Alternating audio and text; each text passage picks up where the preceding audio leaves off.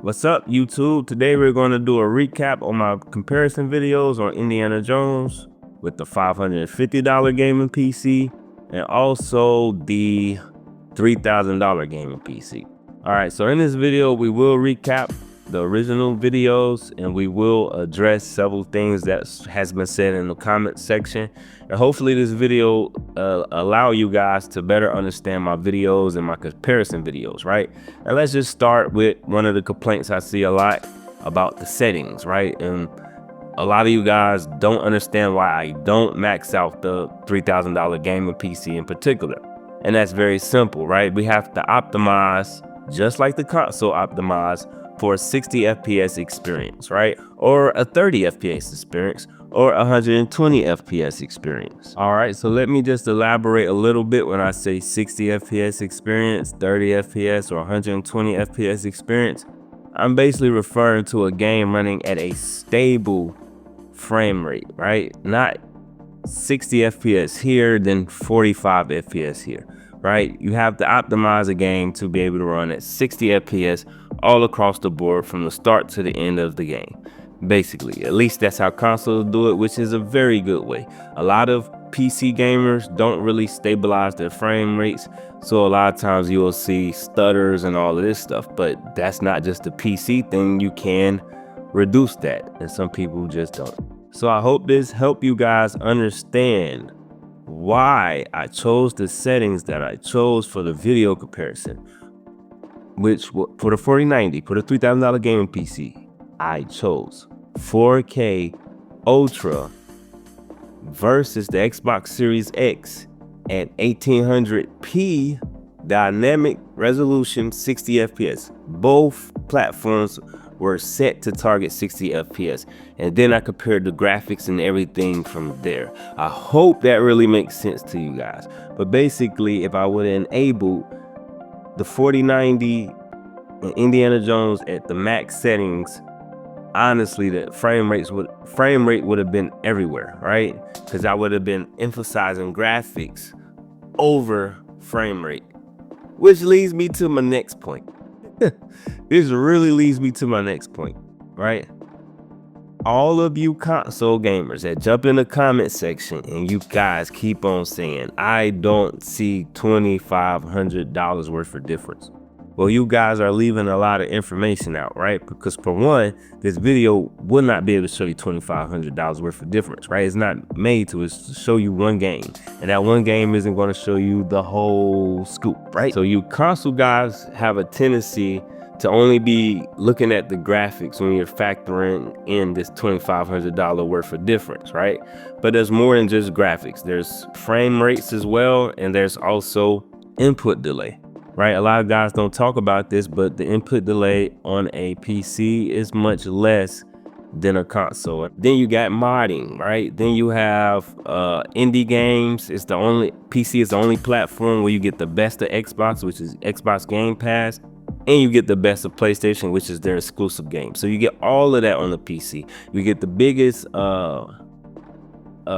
amount of games, the most amount of games. You can go back and play a ton of old games, and you can still bring that PC side to all those games, which is another thing, right? Where you can edit frame rates or choose to target frame rates, and you can target your own resolutions. All right, so let's recap on the original video, and let's start with the frame rate. Let's go back to the Vatican area with the $3,000 gaming PC, and as you can see, the Vatican area is very CPU bound for gaming PCs.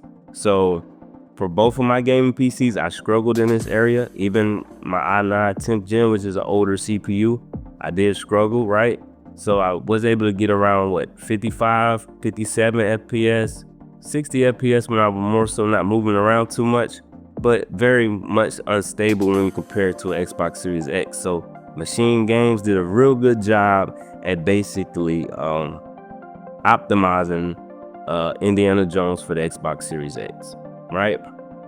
But don't get it twisted, right? Because this gaming PC still does more than the Xbox Series X, right? But we're also able to target 120 FPS, which didn't do us too good at this in this scene.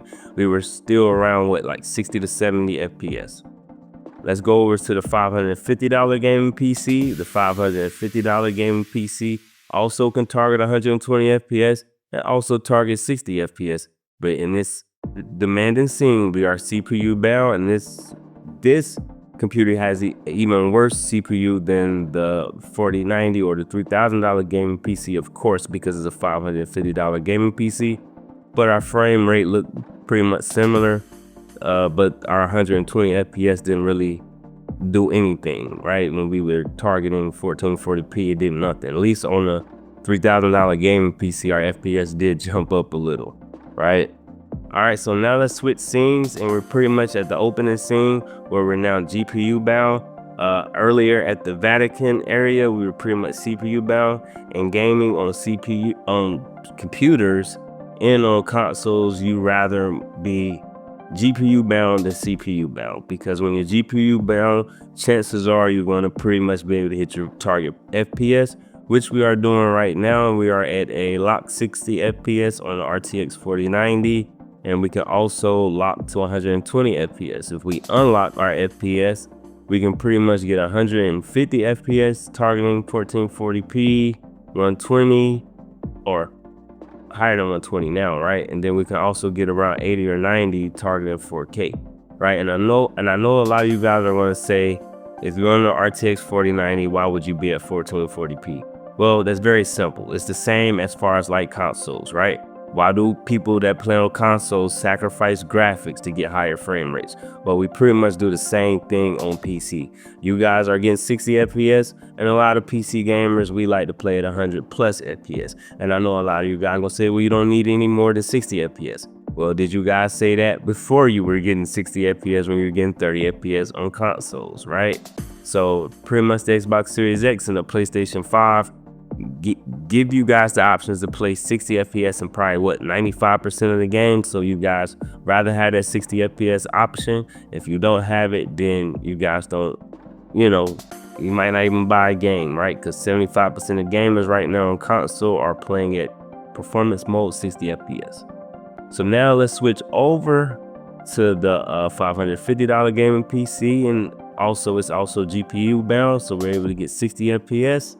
And we weren't able to get 120 FPS. That was a little too ambitious, but we've settled for a little above 110 FPS, and I think we do drop down to like 100 FPS, right? But I mean, I think it's still cool to have a $500 and $550 computer that can target 120 FPS, while the Xbox Series X, that's $500. It might be a little cheaper for the holidays, but you're able to only get 60 FPS on Xbox Series X. So this gaming PC is already showing you its worth, right? So you guys talked about a $2,500 difference. I don't think you have to talk about a $2,500 difference when we can talk about a $50 difference. All right, so we basically talked about how I go about choosing the settings when I'm planning these videos, and I hope that made sense to you guys. We also recapped about the frame rate, and we just talked about PC and console gaming and stuff like that, right? So now we're going to do a graphical comparison, and we will actually not recap on the previous video. We're pretty much just going to add to the catalog, right?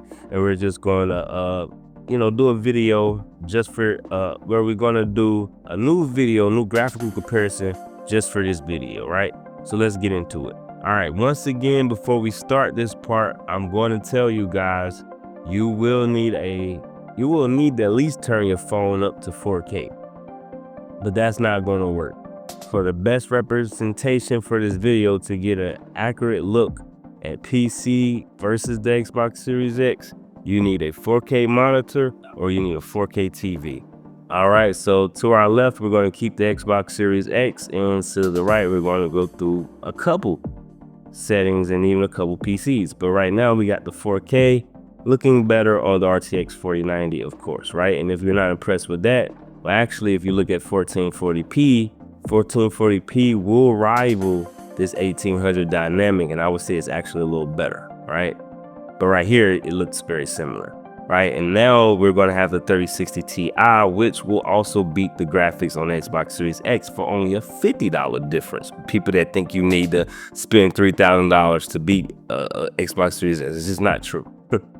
But anyway, right, if you look at this frame right here, we can see that the 4090 of course looks better, and I know you guys are not impressed because it's $2,500 worth of difference. Well, I got something for you. Well, this is 120 FPS, right? And the 1440p rivals the 1800 dynamic, but you're getting double the frame rates, right? And the graphics look very similar. So this 1800p, in fact, looks like a 1440p. All right, so now we have the $550 game PC, and it actually looks like the 4090. For all you guys that were impressed by the Xbox Series X, are you impressed by a $550 gaming PC that actually looks like the 4090? All right, so now this area, we're looking at a guard. This one's kind of tough, right? Because they don't look, you know, too much sharper, but the 4K looks better on the 4090. Textures and stuff look a little bit better. It's hard on a compressed video, but you should be able to see it, right? And now look, right, this right here looks, I don't want to say identical. Well, I guess it does look identical. All of them look identical, but it looks really good, right? And that's 1440p, 120 FPS, right? All right, so now, like I said, the 4K DLSS balance on a compressed video anyway actually rivals the 4090 because of that 4K resolution and just how sharp it is. But right here, you really can't tell too much, okay? All right, but this one you're going to be able to tell. Now, I want you guys to pay attention to the fountain, right? I want to say cement or whatever they make a fountain with. That looks a lot sharper, and the watcher looks sharper as well. And this is actually 4K on the 490, right? But all of the gaming PCs are going to basically look better here, right? Even the 1440p, you can see that the resolution on the textures look better. So a lot of people think resolution is not just resolution, right? The water looks better too, but it's not just resolution. It's also textures and stuff like that plays a factor. All right, so that's why 1440p on gaming PC actually looks really, really good. All right, so now this is 4K DLSS, and once again, I told you it's going to more so rival the 4090 and leave behind the Xbox Series X and the PC at 1440p somewhat, because DLSS is really good, man. I have to now change my mind to DLSS versus FSR after making this video. And this is going to be pretty much the last scene, right? And as we can see, man, character looks a lot different on the 4090, man. A lot different. And this is another scene where the PC is just going to outshine the Xbox Series X. All right, so the guy looks a lot sharper. Face even looks a lot different, right? And now with the 1440p, you can see you kind of lose a bit of that sharpness, but the character still looks better, right? He still looks a lot, it has more detail, right? His face has more detail and more of a higher fidelity, right? And this is at 120, guys, right? Especially this area. This is really 120. And last but not least, we have the $550 gaming PC. In my opinion, I'm kind of far back, so I don't want to speak too soon, but the graphics don't look better than a $3,000 gaming PC on the 3060 Ti this time, right? But it still looks a lot better than the Xbox Series X. So you can kind of see those graphics play maybe a little more on the player models. But anyway, that's pretty much the end of the video, man. I gotta go catch some shut eye. But if you made it this far in this video, I really do appreciate it. Like, comment, subscribe, and we'll figure out what we're gonna do for the next one, man. Thank you, guys.